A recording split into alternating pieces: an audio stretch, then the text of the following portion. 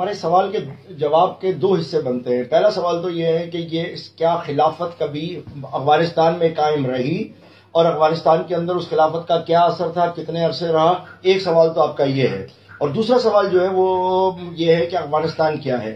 تو پہلے افغانستان کو تھوڑا سا سمجھو. موجودہ دور کے اندر افغانستان کی بہت زیادہ اہمیت ہے. اس کی اہمیت کی وجہ یہ کئی ملکوں سے اس کی سرحدیں ملتی ہیں. یہ ایک ایسی جگہ کے محل وقوع کے اوپر ہے جہاں سینٹرل ایشیا کا پورا راستہ ادھر سے کھلتا ہے. آپ کو یورپ کے لیے راستہ ادھر کھلتا ہے. ایشیا کے اندر بہت اہم اس کا رول ہے, اس کا ایک بہت اہم کردار ہے. یہ وہ ملک ہے جدھر سب سے زیادہ دریا ہیں, یہ وہ ملک ہے جدھر سب سے زیادہ پہاڑی نظام ہے. اس ملک کے اندر کافی جگہ ایسی ہے جہاں سے آپ آبادی کر سکتے ہیں. اس کے منرلز بہت ہیں, بہت ساری چیزیں ہیں. افغانستان کے بارے میں ایک بات یاد رکھو کہ یہ زیادہ تر ایرانیوں کے زیر تسلط رہا ہے.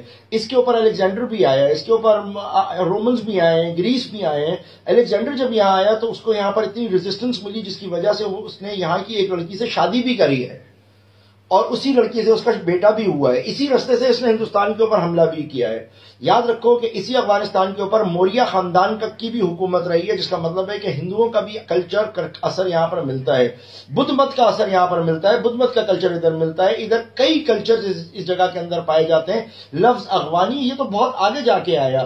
افغانیوں کے بارے میں پہلی دفعہ کہ افغانستان بھی کوئی چیز ہے اور افغانی بھی کوئی ہے, یہ تو جا کے کہیں اس کے دور میں آیا تھا. دورانیوں کی حکومت کے اندر افغانستان کا لفظ نکلا جب قبیلوں کو ہٹایا اور پھر انہوں نے اپنے آپ کو افغانی کہنا شروع کیا. یہ دورانیوں کے دور کے اندر آیا.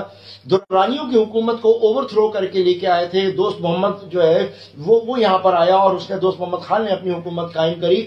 دوست محمد خان کی حکومت کے خلاف دورانیوں کی مدد کری اس نے آپ کی انگریزوں نے, تاکہ ان کو دوبارہ لا کے پاور میں دیا جائے. حالانکہ دورانیوں کو افغانی پسند نہیں کرتے تھے, مگر دورانیوں کو انگریزوں نے دوبارہ لا کے اپنے پاس بٹھایا. کچھ عرصے تک وہ وہاں پہ بیٹھے, وہ صرف رشین انفلوئنس کو کم کرنے کے لیے وہ وہاں پر رہے. اور جیسے حالات تھوڑے سے ٹھیک ہوئے تو انگریز وہاں سے چلا گیا.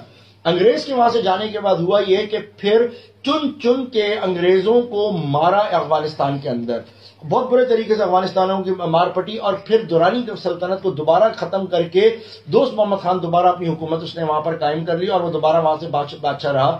جس کے 40 سال کے بعد انگریز نے دوبارہ افغانستان کے اوپر حملہ کرنے کی کوشش کی تھی.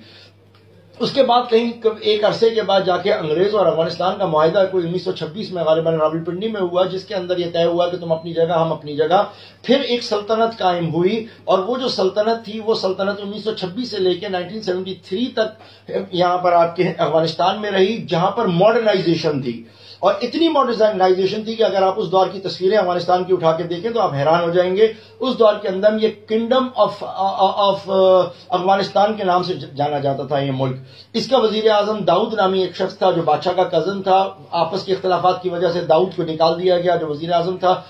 اسی بادشاہ نے پھر اپنے بادشاہ کے خلاف جو ہے وہ بغاوت تھا. داؤد صاحب آئے. داؤد جب آیا تو داؤد نے آنے کے بعد اس حکومت کے اوپر اپنا قبضہ جمایا. اس نے بادشاہ کو ہٹایا, اور بادشاہ کو ختم کرنے کے بعد اس نے اپنی سلطنت یہاں پر قائم کری جو 1973 سے سٹارٹ ہوئی, اور خود اپنا وہ اس ملک کا صدر بن گیا. اس دور کے اندر بھی رشیا اور یو ایس اے سے یہ مدد لیتا رہا, اور بہت زیادہ بلندیوں تک سٹائل اور آپ کے افغانی کلچر کو جو ہے اس نے اپنا جو بھی اپنا کر سکتا تھا اس نے کیا, یعنی ماڈرنائزیشن کی طرف گیا. روس کی مدد سے اس نے روس کی مدد اس نے حاصل کر. ٹھیک ہے, اب اس کے بعد پھر کیا ہوا کہ روس کی مدد سے اس نے اپنی یہاں پر حکومت قائم کری. اس حکومت کے خلاف جو تھے وہ دوسرے لوگ شامل ہوئے, اور پھر وہاں پر ایک اندرونی طور کے اوپر ان کی ایک خانہ جنگی چلی, اور وہ بڑی زبردست قسم کی وہ خانہ جنگی چل رہی تھی. اس خانہ جنگی کا نتیجہ یہ نکلا کہ 1992 کے بعد رشیا یہ ملک چھوڑ کے چلا گیا.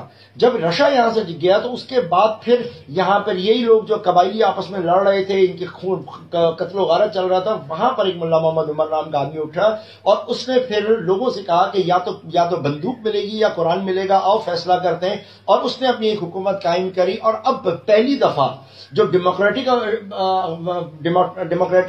ریپبلک آف افغانستان تھا وہ پھر آپ کا ایک اسلامی ریاست کی صورت کے اندر ایک حکومت قائم رہی. یہ وہ ملک جہاں پہ ہمیشہ دوسری حکومتیں قائم رہی, اس میں چند عرصے کا ٹائم تھا جو ایک ادھر حکومت رہی. اچھا, جو اس سے پہلے کا جو عرصہ ہے, اس عرصے کو کیا آپ جہادی عرصہ کہتے ہیں یا اس میں آپ جہاد کا نام لیتے ہیں؟ تو بھائی یہ بہت ہی غلط قسم کا کا ایک تاثر ہے کہ ادھر جہاد کیا گیا ہے. اس ایریا میں، اس جگہ میں، اس ملک میں آج تک کبھی کوئی جہاد نہیں ہوا. جو بھی لڑائی افغانستان کے اندر روس کے ساتھ ہو رہی تھی وہ اپنی ذاتی ان کی لڑائی تھی. پاکستان نے اپنی ذاتی مفادات کی وجہ سے وہ لڑائی لڑی ہے کہ کہیں وہ ہمارے علاقے تک نہ آ جائے.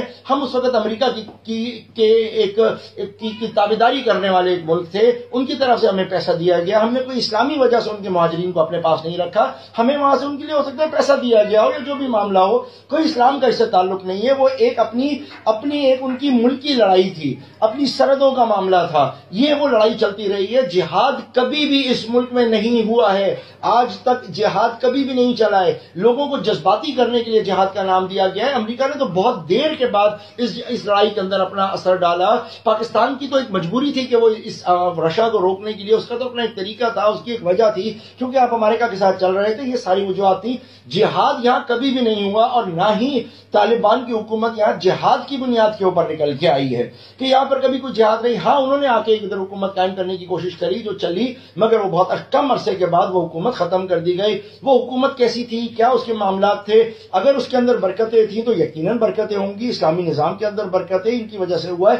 مگر اس تاثر کو اپنے اندر سے نکال دیجئے کہ جہاد ہوا ہے. اس تاثر کو نکال دیں کہ دنیا میں اس وقت کہیں بھی جہاد چل رہا ہے. کہیں اس دنیا میں جہاد نہیں چل رہا. افغانستان میں جو اس وقت لڑائی ہو رہی ہے وہ اپنی سرحدوں کی لڑائی ہے، وہ ان کا اپنی قبائلی لڑائی ہے. ہاں، ان کی لمبی داڑیاں اور ان کی پگڑیاں دیکھ کے آپ کو لگتا ہے شاید وہ اسلام ہے یا مدرسے کے، نہیں، یہ ان کا اپنا کلچر ہے. امریکہ کا خیال تھا کہ جب وہ ادھر آئیں گے، ان کو آزادی دلائیں گے تو یہ دوبارہ عورتیں ان کو نظر آنے شروع ہو جائیں گی. ایسا نہیں ہوا. یہ ان کا کلچر ہے، پردہ ان کا کلچر ہے، داڑھی ان کا کلچر ہے. اسی طریقے سے کشمیر کے اندر بھی جہاد کبھی بھی نہیں ہوا ہے. ضرورت ہے جہاد کی، مگر وہاں جہاد کبھی بھی نہیں ہوا ہے. اس جہاد کو قادیانیوں کے ذریعے اسلام سے نکالا گیا ہے. اس چیز کو واپس لانے کے لیے آپ کو بہت بڑی جدوجہد کرنی پڑے گی. فلسطین میں آج تک جہاد نہیں ہوا ہے، جس کی وجہ سے آج تک کوئی برکتیں نہیں ملی ہے. سیریا میں جہاد نہیں ہوا ہے، شام میں جہاد نہیں ہوا ہے.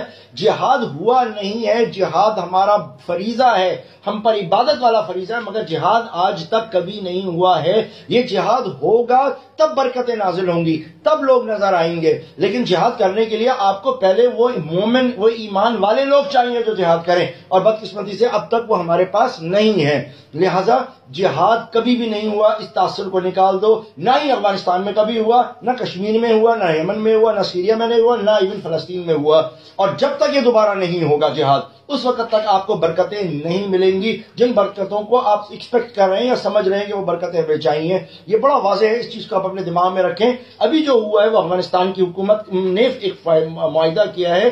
ان کے لباس کو دیکھ کے آپ یہ نہ سمجھیں کہ وہ اسلام ہے، وہ افغانی کلچر ہے جس کا لباس ہے. اور اس وقت جو انہوں نے یہ آپس میں فیصلہ کیا ہے، یہ فیصلہ آپ کو کوئی اسلامی فیصلہ نہیں ہے کہ اللہ تعالیٰ کی طرف سے آپ کو کوئی بڑی روشنی مل گئی ہے. اس کے بڑے مضر کن اثرات آگے جا کے آپ کو نظر آئیں گے. آپ دیکھیں گے کہ اس کے کیا اثرات نظر آتے ہیں. اور جو میں نے لفظ لیا ہے کہ ان کو خصی کر دیا گیا ہے، یہ آپ آگے جا کے کچھ دنوں بعد دیکھیں گے کہ ان کو خصی کر کے ان سے یہ معاہدہ کروایا گیا ہے. اس کے اندر اللہ تعالیٰ کی طرف سے یا کوئی